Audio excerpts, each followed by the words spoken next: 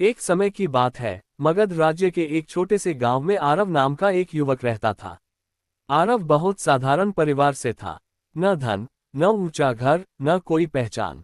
लेकिन उसके अंदर एक बड़ी आग थी, कुछ बनने की, कुछ अलग करने की। गांव के लोग अक्सर उसका मजाक उड़ाते थे। कोई कहता, अरे तू क्या बड़ा आदमी बनेगा। कोई हंसकर बोलता, पहले अपने कपड़े तो देख। धीरे धीरे ये बातें आरव के दिल में चुभने लगीं। वह रात रात भर छत पर बैठा सोचता, क्या सच में मैं कुछ नहीं बन सकता? क्या मेरी किस्मत ऐसे ही लिखी है? एक दिन गांव में खबर फैली कि महात्मा गौतम बुद्ध पास के वन में आए हैं। लोग उनके दर्शन के लिए जा रहे थे। आरव के मन में भी इच्छा जगी, शायद मुझे भी कोई रास्ता मिल जाए। अगली सुबह वह नंगे पांव ही जंगल की ओर चल पड़ा। वन के बीच एक विशाल पीपल के पेड़ के नीचे बुद्ध शांति से बैठे थे। उनके चेहरे पर ऐसी शांति थी कि लगता था जैसे सारी दुनिया का शोर वहीं आकर खत्म हो जाता हो। आरव उनके पास गया और बोला, भगवान, मैं बहुत छोटा इंसान हूँ। लोग मेरा मजाक उड़ाते हैं। मैं बदलना चाहता हूँ, इतना बदलना चाहता हूँ कि लोग मुझे पाने को तरसे।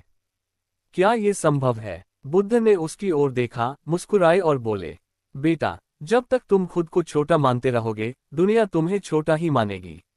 परिवर्तन बाहर से नहीं, भीतर से शुरू होता है। आरव ने पूछा, लेकिन मैं शुरू कहाँ से करूं? बुद्ध ने पास रखे एक पत्थर को उठाया और बोले, इस पत्थर को देखो। अगर इसे कोई सड़क पर फेंक दे तो लोग ठोकर मारेंगे, लेकिन अगर यही पत्थर मंदिर की मूर्ति बन जाए तो लोग सिर झुकाएंगे। पत्थर वही है, फर्क केवल रूप और मूल्य का है। ये शब्द आरव के दिल में उतर गए। बुद्ध बोले, सबसे पहले अपनी सोच बदलो। जिस दिन तुमने अपने बारे में ऊंचा सोचना शुरू कर दिया, उसी दिन से दुनिया का नजरिया भी बदलने लगेगा। आरव ने उसी दिन तय किया। अब वह खुद को कमजोर नहीं समझेगा। वह रोज सुबह उठकर खुद से कहने लगा, मैं खास हूँ, मैं बदल सकता हूँ, मैं अपने जीवन को महान बना सकता हूँ। धीरे धीरे उसके चेहरे पर आत्मविश्वास आने लगा। पहले जो लड़का झुका झुका चलता था, अब सीधा चलने लगा। कुछ दिन बाद आरव फिर बुद्ध के पास गया। बोला, भगवान, सोच तो बदल रही है, पर जीवन अभी भी वैसा ही है। बुद्ध ने कहा, केवल सोच से कुछ नहीं होता, सोच के साथ आदतें भी बदलनी पड़ती हैं। सुबह देर तक सोना, समय बर्बाद करना, दूसरों की बुराई करना, ये सब तुम्हें नीचे गिराते हैं। उस दिन से आरव ने अपनी दिनचर्या बदल दी। सूरज उगने से पहले उठना, रोज व्यायाम करना, नई चीजें सीखना, समय की कद्र करना। गांव के लोग अब उसे अलग नजर से देखने लगे। जो पहले हंसते थे, अब सोचने लगे, इसमें कुछ तो बदल गया है। एक शाम आरव फिर बुद्ध के पास पहुंचा। बुद्ध ने पूछा, अब क्या समझ आया? आरव बोला, भगवान, मैं बदल रहा हूं, पर कभी कभी पुराने दोस्त मुझे फिर उसी रास्ते पर खींच लेते हैं। बुद्ध ने मुस्कुराकर कहा, जिस संगत में तुम रहोगे वैसे ही बन जाओगे। अगर तुम चील बनना चाहते हो तो मुर्गियों के बीच मत रहो। ये सुनकर आरव समझ गया। उसने नकारात्मक लोगों से दूरी बनानी शुरू की और उन लोगों के साथ समय बिताने लगा जो उसे आगे बढ़ने की प्रेरणा देते थे। महीनों बीत गए। अब वही आरव जो कभी मजाक का पात्र था, गांव के बच्चों को पढ़ाने लगा, बुजुर्गों की मदद करने लगा और अपने काम में निपुण होता चला गया। लोग अब कहते, आरव से सीखो, कितना बदल गया है। लेकिन आरव जानता था, यह अंत नहीं, शुरुआत है। वह फिर बुद्ध के पास गया और बोला, भगवान, अब लोग मेरी तारीफ करते हैं, पर मैं चाहता हूं कि मैं इतना महान बनूं कि लोग मुझे पाने को तरसे।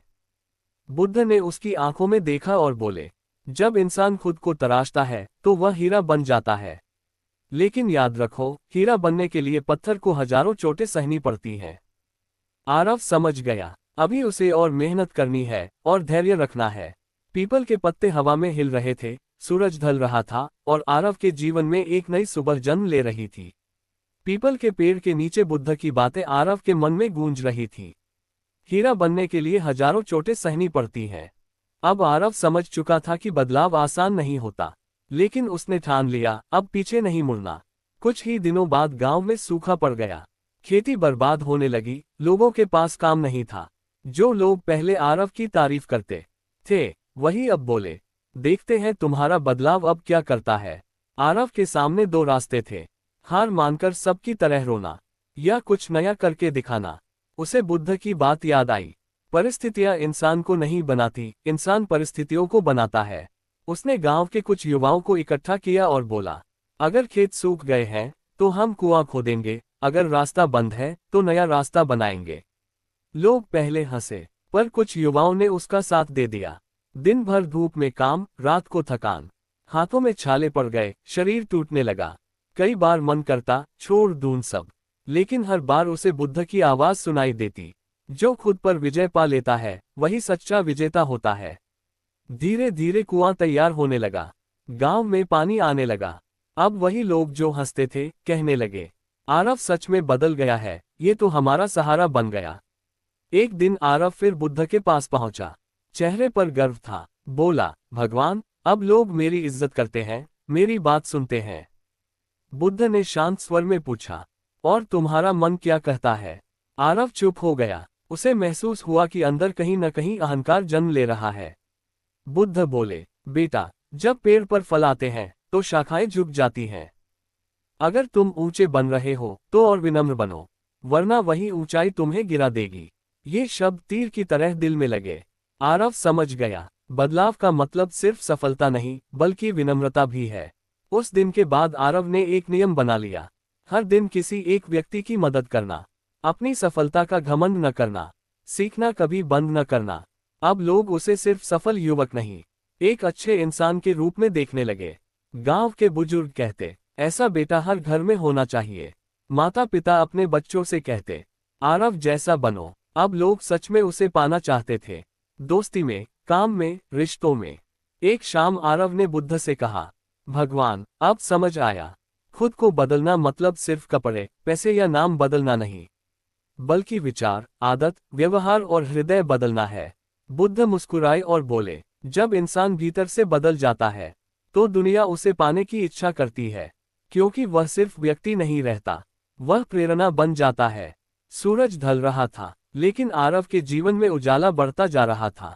उसे अब समझ आ गया था, इतना बदलो खुद को कि लोग तुम्हें पाने को तरसे, पर बदलो अपने चरित्र से, अपने कर्म से और अपने विनम्र हृदय से।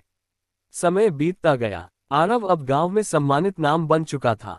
लोग उसकी सलाह लेते, बच्चे उसे गुरु मानते और बुजुर्ग आशीर्वाद देते। लेकिन जीवन की राह कभी सीधी नहीं होती, जहां रोशनी होती है वहां छाया भी जन्म लेती है। गांव में ही विक्रम नाम का एक युवक था। पहले लोग उसकी तारीफ करते थे, पर अब सबकी जुबान पर सिर्फ आरव का नाम था। विक्रम के मन में ईर्ष्या भर गई। उसने सोचा, अगर आरव की इज्जत खत्म हो जाए तो लोग फिर मेरी तरफ देखेंगे। एक दिन उसने झूठी अफवाह फैला दी, आरव लोगों की मदद दिखावे के लिए करता है, असल में वह स्वार्थी है। धीरे धीरे कुछ लोग शक करने लगे।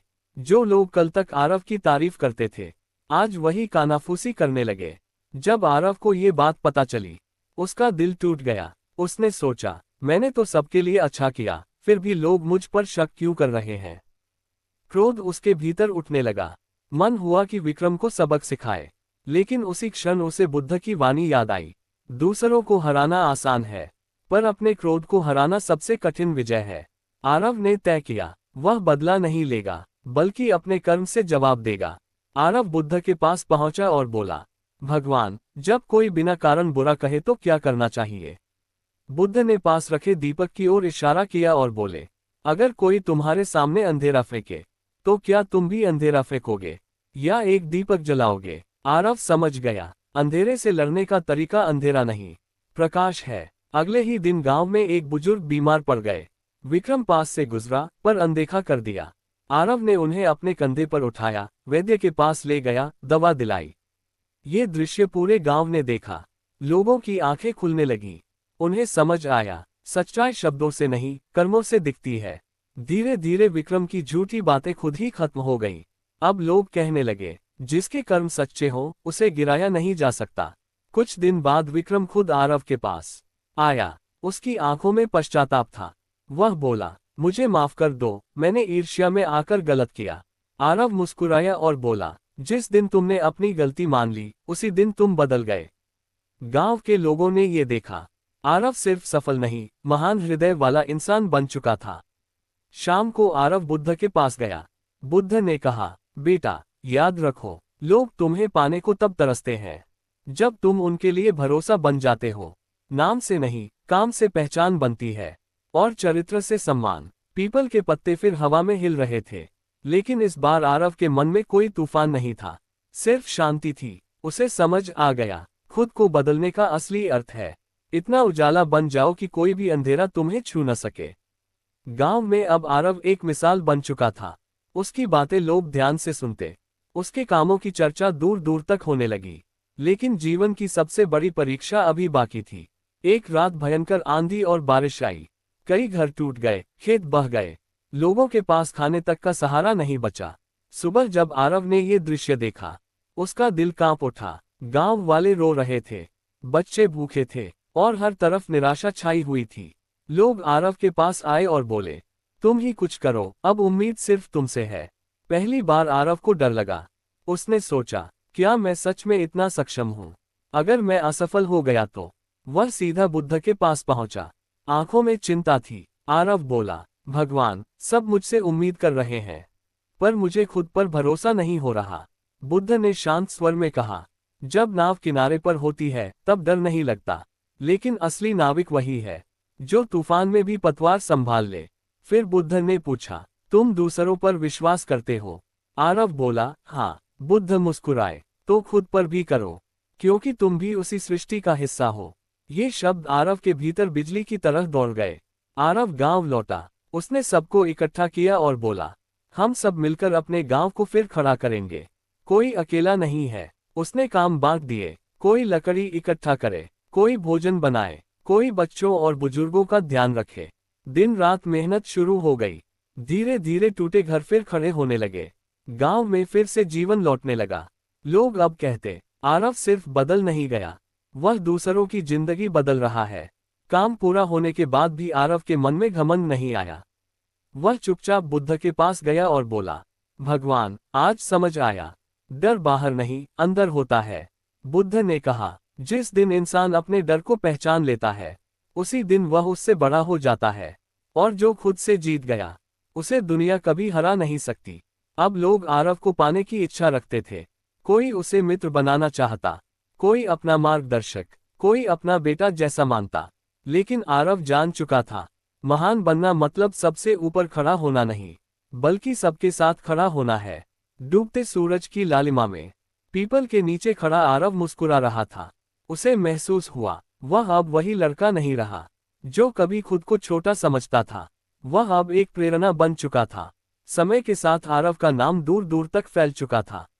लोग उसके पास सलाह लेने आते, उसके शब्दों में भरोसा महसूस करते। लेकिन अब उसके भीतर एक नया प्रश्न जन्म ले चुका था, क्या यही सफलता है, या जीवन में इससे भी कुछ बड़ा है? एक शाम आरव फिर पीपल के पेड़ के नीचे बुद्ध के पास पहुंचा।